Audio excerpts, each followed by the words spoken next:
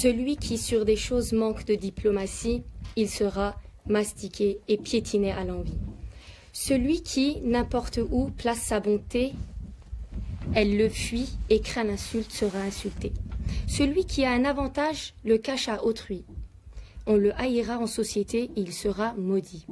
Celui qui tient parole et son cœur s'assagit du calme du bienfait ne sera point honni. Celui qui craint la mort, elle l'aura sûrement, même si par échelle il grimpe au firmament. Celui qui place le bien en mauvaise destinée, il reviendra en mal et il sera indigné. Zuhair ibn Abi Sulma. Mesdames et messieurs, bonsoir et bienvenue à l'émission Éthique dans la société et les médias. Nous avons voulu ce soir ouvrir notre émission avec un extrait du poème de Zuhair ibn Abi Sulma, poète de la période anté-islamique. Et de par cette ouverture, ce soir nous allons entrer dans l'univers de la poésie anté-islamique. Nous allons échanger sur la littérature arabe classique et sur l'ouvrage Le Moi et l'autre dans la poésie anté-islamique.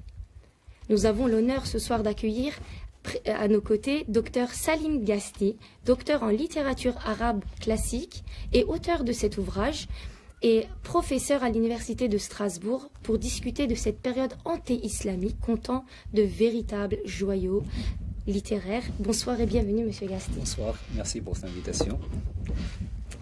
Monsieur Gasti, ce soir va nous emmener à la découverte d'un corpus très peu abordé, la poésie anté-islamique.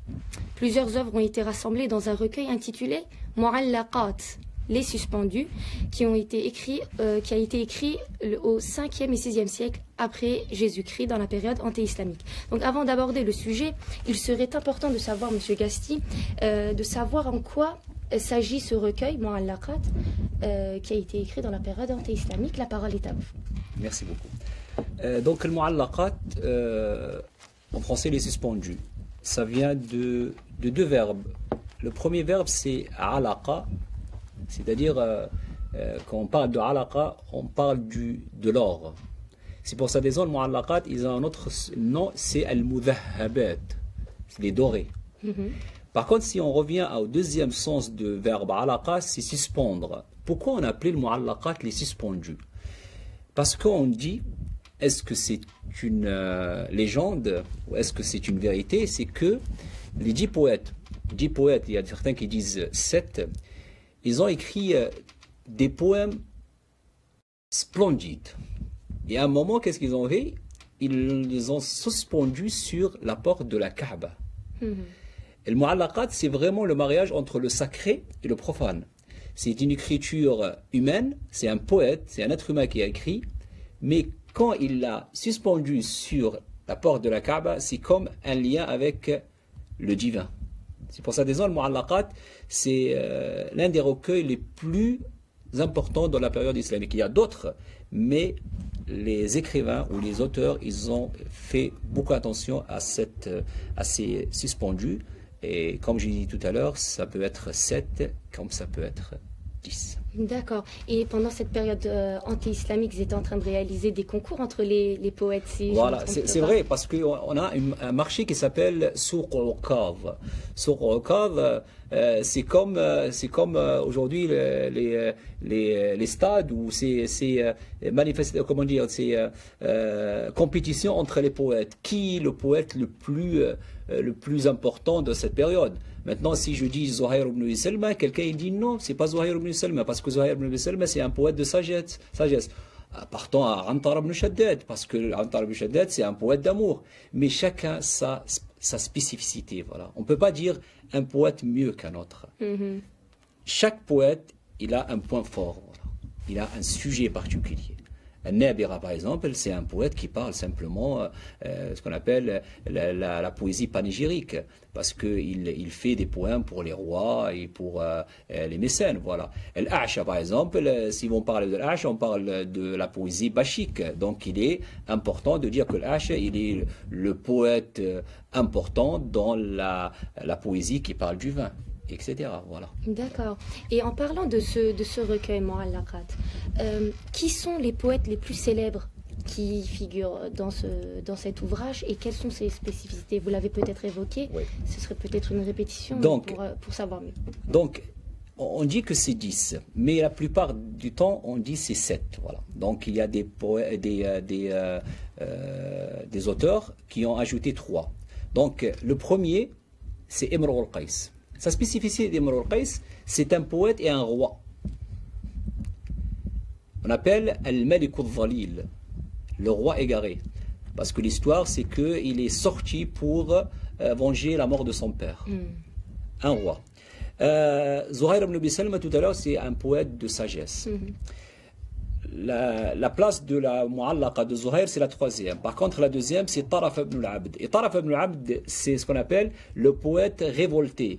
Il était anti-société. Anti-société. C'est pas un solouk. C'est pas un solouk, c'est-à-dire un poète qui est sorti de la société par le vol, par les crimes. Non, c'est un poète qui n'accepte pas les lois de la société. Et c'est un poète, dommage, c'est un poète qui est mort très jeune, à 26 ans, et il n'a pas fait beaucoup de poèmes, sauf que le poème le plus beau chez lui, il est classé le deuxième Mu'allaqa. On a Antar ibn Shaddad. Quand je dis Antar ibn Shaddad, je dis Abla. Et c'est étrange parce que nous, en France par exemple, quand on dit la poésie d'amour, on dit Roméo et Juliette. Par contre, dans la littérature arabe, il y a 5 couples. Il y a Antara et Abla, la période avant l'islam. Il y a Qais et Layla, Majnoun Layla. Il y a Jamil et Bouthayna. Il y a Azza et Kufayr, et il y a Walad ibn Zaydoun. Donc, mais le premier qui a ouvert la poésie d'amour, c'est Antar ibn Shaddad. Et quand je dis Antar ibn Shaddad, c'est l'anti Imr al-Qais, parce qu'Antar ibn Shaddad, il était un esclave. Donc, quand je parle de Zuhair ibn Abi Salma, Zuhair ibn Abi Salma, c'est le poète de sagesse. C'est un poète, on dit que quand il écrit sa poésie, on l'appelle al-Hawliyat.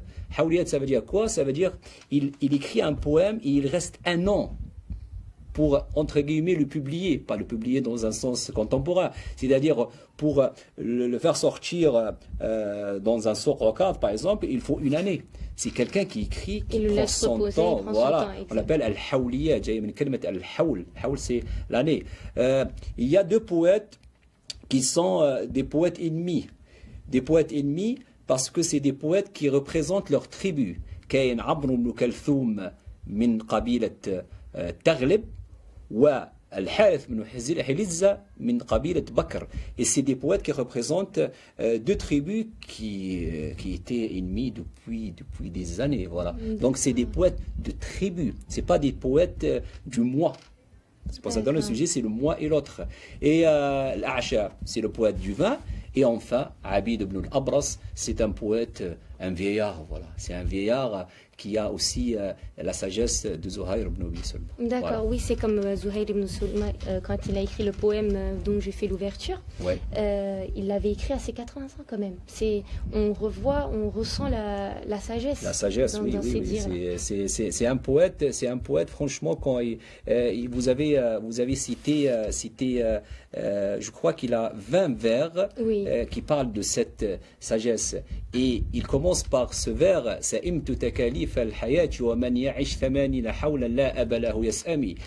pas quelqu'un qui donne des conseils, c'est pas quelqu'un qui a 10 ans, hein, c'est quelqu'un qui a 80 ans.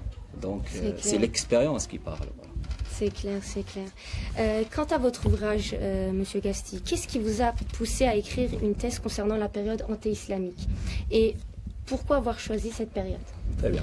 Je vous raconte une petite anecdote. Un jour, j'ai été invité par mon directeur de thèse. J'ai fait ma thèse à Paris 4 à la Sorbonne. Et il m'a invité pour me préparer pour la soutenance. Et on a fini, j'ai vu la soutenance. Et après, j'étais avec mon directeur de thèse. Et à un moment, il est parti, mon directeur de thèse. 2 minutes après, il y a quelqu'un qui s'approche de moi. Il avait un accent allemand. Bonjour, je lui dis bonjour. Je vous ai vu avec M. Abdallah Sheikh Moussa, qui est mon directeur de thèse. Je dis oui, vous le connaissez? Je dis oui. Ah, c'est votre directeur de thèse. Je dis oui. Il l'a dit avec vraiment un accent allemand. Il m'a dit Alhamdulillah, comme ça. Alhamdulillah. Je dis pourquoi? Il m'a dit enfin, il y a quelqu'un qui s'intéresse à la poésie classique. Parce que maintenant, les thésards, ils cherchent toujours à analyser la littérature contemporaine. Pourquoi?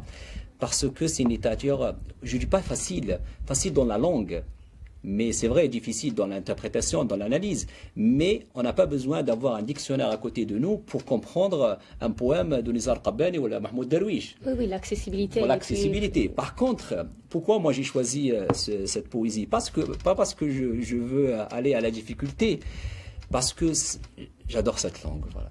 Cette langue, franchement, c'est incroyable. C'est incroyable. Je vous donne un exemple très simple. Vous demandez à n'importe qui, ma ma'na al-dhubab, qui est limouche. Voilà. Dans le mot Allaqa de Antar ibn Shaddad, il décrit la bouche de sa bien-aimée, Abla. Il dit que c'est un jardin plein de fleurs, etc., etc. Et à un moment, il dit Wakhala al-dhubab. Wakhala al-dhubab, ça veut dire quoi? Ça veut dire que ce jardin était envahi par quoi? Des mouches. Par les mouches. Là, vous dites, mais attendez, c'est un jardin. Les mouches, ils vont vers la saleté. C'est clair. Alors moi, j'étais devant ce vers, j'ai lu quelques analyses sur ce vers, ils disent que, franchement, Antar ibn Shaddad, il n'est pas un bon poète, parce que, franchement, un jardin avec... Alors j'ai cherché la notion de dhubab dans la langue classique. C'est les abeilles. Ah, c'est des abeilles. Voilà, c'est les abeilles. Toujours à Mu'allaqat Antar ibn Shaddad, il décrit toujours Abla, il dit qu'elle a des sourcils comme le noun. Sauf le noun en langue arabe, c'est écrit comme ça. Alors, Antar ibn Shaddad, un poète d'amour, et je crois il est myope ou je ne sais pas quoi. Comment il peut décrire quelque chose comme ça? Il le décrit avec une façon comme le noun. Alors, on va chercher le noun. Le noun, c'est quoi dans la langue gaussienne? C'est l'épée. D'accord, la forme de l'épée. L'épée, c'est comme ça. Voilà, donc, le noun à l'envers. À l'envers, voilà. Donc c'est ça. Moi, j'ai voulu chercher cette beauté de la langue, ce merveille. Dans l'Abid ibn al-Abras, par exemple, il y a un vers où il y a le mot al-hamam. Al-hamam. Des versions, c'est al-hamam, et des versions, c'est al-himam. Et tout le monde lit al-hamam, parce qu'il décrit un endroit un peu isolé, et il y a des pigeons. Sauf al-himam, il y a aussi la version de l'himam. La version de l'himam, c'est la mort. Et quand un endroit désert, c'est un endroit mort.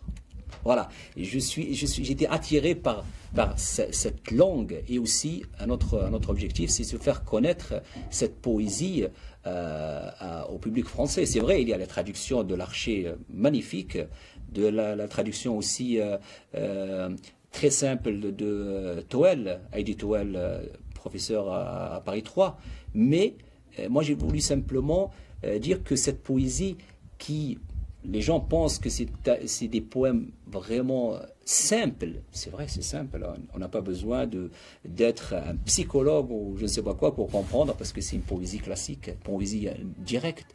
Sauf c'est la langue qui est difficile. Elle est une poésie classique, explicite. Il parle de la femme, il parle de la femme. On n'a pas besoin de chercher des symboles pour parler de la femme. Par contre, il faut des dictionnaires. Voilà. Oui, c'est clair, parce que la langue arabe, c'est une langue très très riche. Oui. On peut voir 10 définitions ou même plus, 20 définitions pour simplement un verbe ou un mot. Voilà, c'est très très riche. Moi, j'ai dit toujours, pour rire un peu mes étudiants, j'ai dit comment on dit je t'aime en français. Oui, je t'aime, je suis pour toi. Voilà. En arabe, on a presque 70 degrés pour dire je t'aime. Donc à un moment, il faut choisir le mot adéquat pour exprimer ses sentiments. Mais maintenant, aujourd'hui, on dit n'habbak et c'est tout. Voilà, donc on va pas loin. On va pas loin. Alors, toujours sur votre thèse, pourquoi une telle entrée comme le moi et l'autre dans la poésie? Pourquoi j'ai choisi cette... Parce que, vous savez, dans une thèse, il y a deux difficultés. Ou bien vous trouvez un sujet de thèse où il n'y a pas beaucoup d'études sur ça. Et là, c'est compliqué. Comment je peux trouver des études sur mon sujet? Et l'autre, l'extrême, c'est que vous trouvez un sujet où tout le monde en a parlé. Tout le monde. C'est-à-dire, moi, quand j'ai fait le Mu'allaqat, j'ai lu, je ne peux pas vous dire combien de livres j'ai lu. Par contre, moi, j'ai essayé de faire une entrée qui n'est pas poétique et qui n'est pas littéraire. c'est trouver un aspect, on peut dire, psychologique ou psychosocial. Voilà. La notion du moi et la notion de l'autre. Quand je parle du moi, ici c'est le poète. D'accord. Et l'autre, ça peut être lui-même aussi. Ça peut être son ami. Ça peut être l'animal. Ça peut être le mécène. Ça peut être l'ennemi. Ça peut être le grand autre. C'est la tribu. Ça peut être le vin.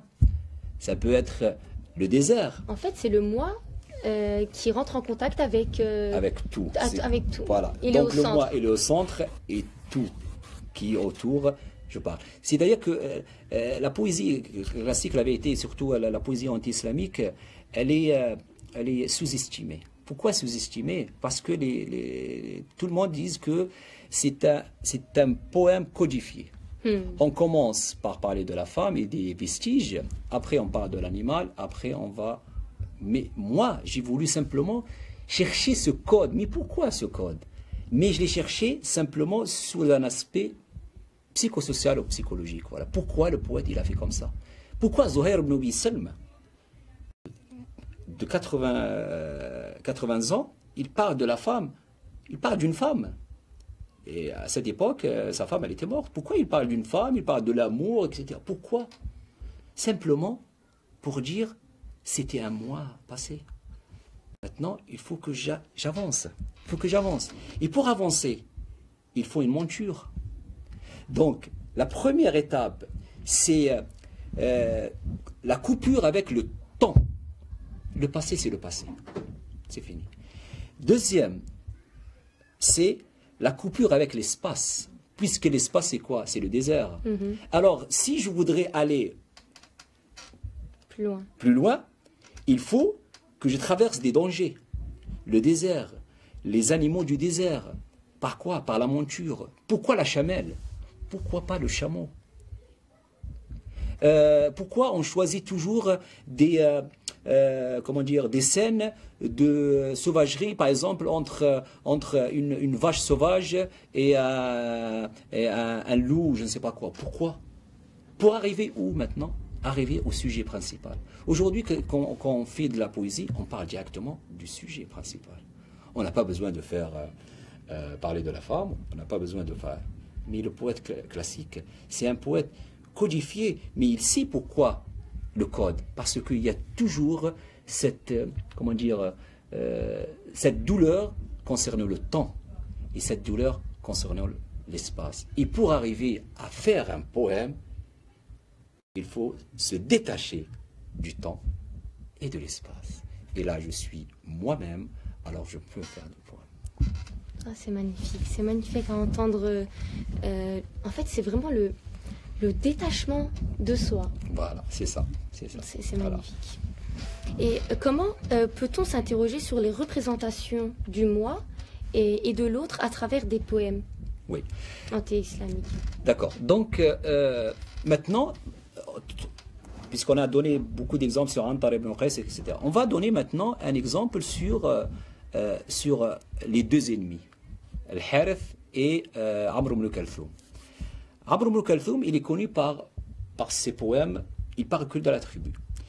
Sachant que à la période anti-islamique, on fait la fête pour 3 occasions, simplement. Première chose, la naissance d'un garçon. Désolé pour les filles, mais la période anti-islamique, c'est quand il y a un garçon, on fait la fête. C'est vrai que dans la période anti-islamique, les filles étaient enterrées. Enterrées, voilà. Deuxième, c'est la naissance d'un poulain. Parce que le cheval, c'est un animal presque qui arrive au sacré, voilà. Et troisième occasion, c'est la naissance d'un poète. C'est-à-dire une tribu qui a un poète, c'est une tribu intouchable. Voilà. C'est... on n'a pas besoin d'un guerrier, on a besoin d'un poète. Parce que la poésie était vraiment une arme fatale. Une arme fatale. Vous avez une tribu, là vous avez des tribus ennemies, Bakr et Taghlib. Maintenant, on n'a pas besoin de faire des guerres, on a besoin simplement d'un poète. Si le poète gagne la compétition, ça veut dire la tribu à la gagner, la compétition. D'accord. Donc, c'est ça. C'est-à-dire que la représentation, le moi, parfois, il est, comment dire, il fond dans le moi collectif. Pour cette raison, par exemple, il y a quelque chose de très simple. Pourquoi dans les pays, par exemple, les pays arabes, et on commence par le nom et après le prénom? Par exemple, quand vous dites Salim Gasti, parce que on est dans l'Occident. Salim, vrai. prénom, Gasti, le nom de famille. Mais dans mon pays d'origine, je dis Gasti Salim. Mais quand vous faites, par exemple, vous trouvez un auteur occidental, c'est toujours le prénom après le nom. Pourquoi? Parce que le plus important dans un pays arabe, c'est le collectif. D'accord. C'est pas l'individu. Mais dans un pays occidental, C'est d'abord capitaliste, l'appartenance au tribu. ouais, c'est le moi, c'est l'individu, et après, c'est la société. D'accord. Voilà, donc c'est important, c'est que le moi, parfois, il existe à travers le collectif, c'est-à-dire, si la tribu de Bakr dit que Amr ibn Kalthoum c'est excellent, ça veut dire maintenant il a trouvé sa place. Et si elle le chasse, comme Taraf ibn al-Abd, où sa tribu l'a chassé parce il adorait comment dire, boire, il était vraiment dans le débauche, voilà. Ils l'ont chassé, il a perdu sa place aussi. C'est-à-dire la tribu, elle avait vraiment comment dire, une importance très grande importance dans la période avant l'islam. Et maintenant, on le trouve dans les Émirats, par exemple. Les Émirats, vous voyez comment Dubaï, Abu Dhabi. Par contre, il y a toujours cet attachement à la tribu. Voilà. Il y a toujours, et c'est toujours la vie tribale qui est importante. Voilà. C'est clair, Voilà. oui. Donc, c'est ça la représentation du moi et de l'autre que j'ai. Ça, c'est vraiment un résumé, simplement. Un résumé sur la représentation du moi et de l'autre dans la poésie avant l'islam. D'accord. Mais est-ce que vous opposez le moi et l'autrui ou bien vous le rassemblez où il y a des points communs? Oui, on a dit que ça se détachait, mais il y a certainement en fait un endroit où ils vont s'opposer, un endroit où ils vont se rassembler. Qu'est-ce que vous pourriez dire sur ça? Donc parfois il y a une complémentarité, et parfois il y a une opposition. Par exemple, quand je vois Imr al-Qais. Imr al-Qais, je donne un exemple sur le Mu'allaqa d'Imr al-Qais. Imr al-Qais, il parle au début de sa bien-aimée. Sa bien-aimée, Fatima. Fatima, c'est une femme qui est vraiment une femme fatale. Et lui, il est toujours, comment dire, il est toujours en train de courir derrière elle. Alors, il y a une opposition. Maintenant, qu'est-ce qu'il va faire, Imr al-Qais? Il va chercher ce que j'ai appelé dans ma thèse un échappatoire. C'est-à-dire, il va trouver un autre du même sens que la femme, c'est-à-dire ils vont prendre une autre femme. Sauf que cette autre femme, c'est une femme faible. D'accord. Alors, pour arriver à avoir, comment dire, à trouver son importance virile, il faut qu'il cherche une autre femme. Pour dire, oui, Fatima, elle m'a fait souffrir, mais moi aussi, je vais faire souffrir. Deuxième exemple, sur l'Acha ou sur Taraf al-Abd. Donc la société. Qu'est-ce qu'ils vont faire? Ils vont boire. Le vin, c'est aussi un échappatoire. Parce que le temps est passé. Ça y est, il est passé. Pour traverser quelque chose, l'espace, et pour arriver à faire un poème, c'est le sujet principal, il faut oublier tout ça. Par quoi? Par le vin, chez Tarafa. Et par quoi? Par la sagesse, c'est Abd ibn Abbas. Donc deux univers différents. Mais le vin ici, c'est un autre qui aide. Par contre, Fatima, au début, c'est un autre qui oppose. Donc, quand il oppose, le poète, il a toujours la solution. Mais quand c'est dans son côté, il va le trouver, il cherche, voilà. Il va aller plus loin, voilà. Donc, il y a toujours une opposition en complémentarité selon le poème traité. D'accord, je vous remercie. Et sinon, comment cette œuvre pourrait ouvrir un pan à la compréhension des univers symboliques et psychosociaux? Vous l'avez évoqué dans l'intitulé de votre... Je vous donne un exemple très simple sur la couleur noire. La couleur noire, un exemple très simple sur le symbole de la couleur noire. Quand j'ai commencé à faire ma thèse, moi j'ai dit que le noir c'est la couleur du deuil. Et donc j'ai parlé avec mon directeur de thèse, il me dit mais c'est pas la couleur du deuil. Parce que la couleur du deuil, c'est chez les Occidentaux. D'accord. Par contre, la couleur du deuil chez les Arabes, C'est le blanc. c'est le blanc. Parce que le blanc, c'est une couleur De entre pureté. LED. LED. Voilà, donc à un moment, c'est une couleur aussi du deuil. Voilà. Le symbole, par exemple, du Al-Ghurab. Al-Ghurab, le corbeau. Le corbeau, c'est une couleur noire. Et quand j'ai dit Al-Ghurab, c'est le corbeau, la couleur noire. Et si je dis Al-Ghurba, C'est être autre étranger. chose. Voilà. Et si je dis Gharabati Shams, c'est le coucher de soleil, il y a toujours la notion de quoi? D'être étrange et être étranger. Parce qu'étrange, c'est la couleur noire par rapport, vous voyez, autres même on le trouve couleurs, oui. aujourd'hui, la notion, la question du racisme, voilà. Oui, C'est bien étrange. Alors c'est étrange, ça fait peur. Ça fait peur, xénophobie, voilà. Et donc, autrefois, c'était la même chose. C'est pour cette raison, Antar ibn Shaddad, il a essayé de casser ce symbole. Le symbole, ça reste toujours. Hein. Oui. Mais lui, il a essayé. Il a essayé par quoi? C'est ça qui est beau chez lui. Il a essayé par quelque chose que la tribu en a besoin. C'est le courage. Un esclave qui défend sa tribu, c'est rare. Alors, Antar ibn Shaddad, Il était esclave. Il était esclave, amoureux de sa cousine, mais il était noir et esclave. Alors, qu'est-ce qu'il va faire? Il va trouver, on appelle, une porte pour sortir de cette chaîne, pour casser cette chaîne. C'est quoi? C'est le courage. Donc, on peut le refaire aujourd'hui. Aujourd'hui, si on veut sortir, quelqu'un, il se sent un peu rejeté, il faut qu'il montre le côté positif. Chaque être humain, il a un côté positif. Antar ibn Shaddad, il l'a trouvé. C'est le courage. Et après, il a cassé cette chaîne. D'accord, Donc, et il l'a montré par le biais de ses poèmes. Ses poèmes, ses exploits, parce exploits, qu'on dit même c'est le mythe du Antar. C'est un mythe, c'est devenu un mythe, parce qu'on dit qu'il a vaincu tout seul une armée de 1000 cavaliers. Donc, oui, voilà. Donc, c'est-à-dire chacun a essayé par sa poésie, ça. L'outil, c'est la poésie. L'outil, c'est le mot. Le mot. On ne dit pas.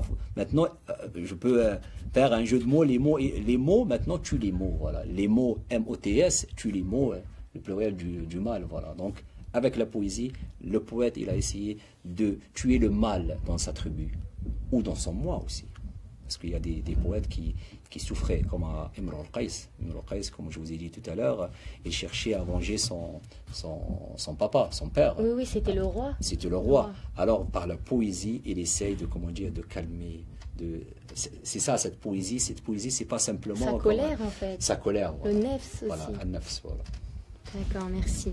Et toujours sur votre travail, sur votre thèse, en quoi cette poésie anti-islamique pourrait être un puits inépuisable, vous l'avez évoqué dans votre livre, pour comprendre les phénomènes liés à la construction de l'identité et à la rencontre avec l'autre? Très bien. Moi, quand j'ai fait ma thèse, j'ai essayé de... Moi, je ne suis pas spécialiste j'ai fait de la sociologie jusqu'à la licence. J'ai fait un master 2 en sciences de l'éducation. On a fait beaucoup de sociologie. Je ne suis pas psychologue, mais j'ai essayé de trouver, avec toutes ces études, j'ai parlé du moi avec la notion d'identité. Et Alex Mukili, il a résumé l'identité en 3 composantes. C'est l'estime de soi, le sentiment de différence et la continuité. On va résumer ça dans la poésie. Antara, pour trouver son identité, qu'est-ce qu'il a fait? Première chose, il a cherché l'estime de soi. Il était rejeté par la société parce qu'il était un esclave, mais par contre, il sait qu'il est courageux. Il sait qu'un jour, la tribu, elle va l'appeler. L'estime de soi. Si on ne s'estime pas, pourquoi chercher l'estime d'autrui? Pourquoi quand on est énervé, quand quelqu'un, par exemple, il nous insulte? Peut-être c'est nous qui donnons ce sentiment à autrui. Parce que l'autrui, c'est quelqu'un qui regarde et après il juge. C'est ce problème de jugement directement, le jugement. le sentiment de la différence. Antar Mushaddad, il a cherché l'estime de soi, il a dit que je suis courageux. Mais en même temps, il n'a pas nié sa différence. Il n'a pas dit je suis blanc ou je suis un roi. Il a dit je suis un esclave et je suis noir. Mais je m'estime. Deux. Troisième, c'est quoi? C'est ça le plus dur, c'est la continuité. Parce que malgré qu'il s'estime, et malgré il est différent et esclave, la société toujours le rejette. S'il arrête là, il perd son identité. Alors qu'est-ce qu'il va faire? C'est dans la continuité. Il faut qu'il continue à faire ça. Il faut qu'il continue de s'estimer. Il faut qu'il continue à dire. C'est pas un chemin, c'est un long chemin. Voilà. Et il arrive à quoi? À la notion de l'identité. Ça, c'est un résumé simplement pour dire. Et pour arriver à cette identité, l'estime de soi, la différence et la continuité, l'estime de soi par rapport à qui? À autrui. La différence par rapport à autrui et la continuité par rapport à autrui. Voilà, j'ai résumé cette... Très bien, très bien. Et sinon, vous avez parlé de la période anti-islamique. Maintenant, ma question consiste à vous demander s'il y a eu un changement ou une évolution dans la période, bien sûr, après l'islam. Oui, très bien. Il y a un poète qui s'appelle Ka'b ibn Zuhayr. Ka'b ibn Zuhayr, un jour, l'histoire, c'est qu'il a insulté le prophète. Il a insulté le prophète et un jour ils ont dit que le prophète il est énervé, donc il faut que vous alliez demander pardon. Il est parti, il est devant le prophète. C'est un poète. Hein? Alors, qu'est-ce qu'il a commencé? Nous on pense que puisqu'il est devant le prophète, il va demander la clémence. Il va faire un poème sur le prophète. Et non. Il a commencé par... une introduction très connue, il parle de Souad, sauf Souad n'existe pas. Il parle de la femme devant le prophète qui, il demande la clémence, il parle d'une femme. Vous dites, mais pourquoi? Au bout, je crois, de 20 vers, il a commencé à parler et demander pardon. Mais pourquoi? Parce que cet être humain, il a voulu montrer, avant d'être un être humain qui demande la clémence du prophète, qu'il est poète. Ça veut dire qu'il est marché avec le code. Parler de la femme, parler de l'animal, et après y arriver à la clémence. Là, après, il y a des poètes qui sont venus et disent, mais cette codification, on la rejette. Et le premier qui a commencé à rejeter ce code, c'est un poète vraiment, vraiment connu dans la poésie classique ou la poésie abbasside. C'est après. C'est Abu Nawas. Abu Nawas, c'est le premier poète homosexuel. Qu'est-ce qu'il a dit? Il a dit, moi, ça y est, les femmes pour moi c'est fini. Alors, j'oublie les femmes. L'animal, moi j'ai pas besoin d'un animal parce qu'un animal c'est la période anti-islamique. Maintenant, on est dans une société moderne, un peu, entre guillemets. Alors il parle de quoi? Il parle du vin. Donc il a commencé à quoi? À casser le code. Aujourd'hui, on a cassé le code du fond et on a cassé le code formel. Qu'est-ce que le code formel? C'est que la poésie classique est basée sur ce qu'on appelle les hémistiches. Un vers, comme par exemple ça c'est un vers avec deux hémistiches qui se terminent avec li. Le même lettre, la même rime, voilà, la même rime, ce qu'on appelle بالعربية الراوي. كيف نبكي من ذكرى حبيب ومنزلي بسقط اللوى بين الدخول فحوملي فتوضح فالمقراط لم يعفر اسمها لما نسجتها من جنوب وشمال ترى بعر الأرآم في عرساتها وقعانها كأنها حب فلي. Il a fait le poème en 80 vers qui se terminent toujours avec li. D'accord? C'est difficile. Par contre, pour eux, c'est facile. Alors, qu'est-ce qu'ils ont fait aujourd'hui? On appelle al-shi'r al-hurr. Al-shi'r al-hurr, c'est quoi? C'est la poésie libre. Elle n'est pas basée sur les hémistiches, elle est basée sur les lignes. Un poème très très très beau de Mahmoud Darwish, c'est un poème excellent, mon préféré, sur la maman. Il dit أحن إلى خبز أمي وقهوة أمي ولمسة أمي Oui. La suite, je me rappelle. وتكبر في الطفولة يوما على صدر يوم وأعشق عمري لأني إذا مت أخجل من دمع أمي. Ce poème, c'est un poème où il n'y a pas de rime. Sauf, c'est un poème basé sur un maître. Un poète moderne aujourd'hui, il ne peut pas dire que je suis un poète moderne si il tue le maître. S'il respecte le maître, mais il ne respecte pas la forme des vers, c'est un poète. Par contre, s'il dit n'importe quoi et après il dit « oui, mais ça sonne bien », ça, c'est pas un poète. C'est-à-dire, le maître, c'est quelque chose d'important. Après, faire une ligne de 4 mots et après 2, après 1, après 5, après 6, ça, vous êtes libre. Par contre, c'est un poème qui est basé sur le maître. Mahmoud Darwish, ce poème, il est basé sur le maître, al-Mutaqarib. Par contre, lui, il l'a fait comme il veut. Voilà. Ça, pour vous dire que la poésie, elle a perdu cette forme. Le fond, maintenant, le fond, on ne parle pas de la tribu, par exemple, on ne parle pas des choses comme ça. Sauf, c'est vrai, dans la poésie de Napti, la poésie Shar al-Nabti qu'on trouve aux Émirats, aux Saoudis, etc. On parle de la tribu, on parle du prince, etc. C'est-à-dire le panégyrique, il est là, la jactance, le fakhr, il est là, la poésie d'amour, c'est toujours là. C'est-à-dire, il y a des sujets qui sont partis, voilà. On ne parle pas de tribu maintenant, la vérité. C'est vrai, on parle de la nation, du nationalisme, mais pas avec la façon des poètes classiques. Donc il y a toujours cette modernité des sujets et surtout de la forme. D'accord, c'est l'évolution, de toute façon, elle était inévitable. Voilà. En plus, j'ai complètement oublié les mots. Ça y est, maintenant. On ne le trouve pas maintenant. Ça y est, c'est comme le latin et le français. Hein. Maintenant, on utilise une langue des mots plus facile pour accéder au sens. Voilà. On cherche toujours le sens. Voilà. La poésie classique, c'est la langue qui est difficile. On comprend la langue, le sens est facile. Aujourd'hui, la poésie moderne, les mots sont faciles. Par contre, le sens est difficile. Parce qu'il est implicite. Voilà. Ça. La littérature classique, c'était plutôt basé sur des termes beaucoup plus faciles, comme vous l'avez dit, mais voilà. C'était plutôt explicite. C'est ça, oui. D'accord, très bien. On a très bien compris. Pour finir, souhaiterez-vous partager avec nous un poème que vous aimez beaucoup?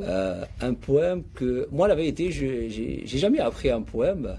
Par contre, j'aime apprendre des distiques, par exemple, qui ont un sens universel. Voilà. Je vous donne 2 distiques. On écoute. Première chose sur comment faire devant quelqu'un qui vous insulte. Un poète qui dit يخاطبني السفيه بكل حمق فأكره أن أكون له مجيبا يزيد حماقة وأزيد حلما كعود زاده الأحراق طيبا. Avec sa sottise, l'imbécile, il m'insulte. Et moi, je ne veux pas lui répondre. Il continue à m'insulter et je continue à le pardonner. Et c'est ça qui est beau, parce que comme l'encens. L'encens, chaque fois que vous l'allumez plus, il vous donne plus le parfum. Ça veut dire, lui, il l'insulte et lui, il pardonne. C'est comme l'encens. Un deuxième disque très beau sur l'étranger, comment il faut qu'il soit avec les autres. إذا كنت في قوم غريبا فعاملهم بفعل يستطاب ولا تحزن إذا فاحوا بفحش غريب الدار تنبحه الكلاب. Quand vous êtes étranger dans un pays, sois gentil avec eux.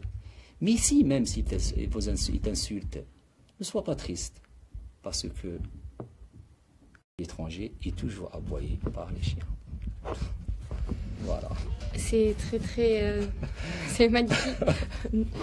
Pas de commentaires. Merci beaucoup d'avoir en tout cas d'assister à notre programme, d'avoir accepté notre invitation. Nous étions ravis et honorés de vous accueillir sur nos plateaux, Monsieur Gasti. Et nous vous souhaitons beaucoup de courage pour vos recherches à venir. Merci beaucoup. Et vous remercie, chers téléspectateurs, d'être présents tous les vendredis à nos côtés.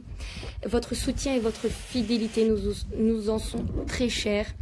Sur ce, je vous donne donc rendez-vous à la semaine prochaine, vendredi à 20h, en espérant vous retrouver. Que la paix soit sur vous.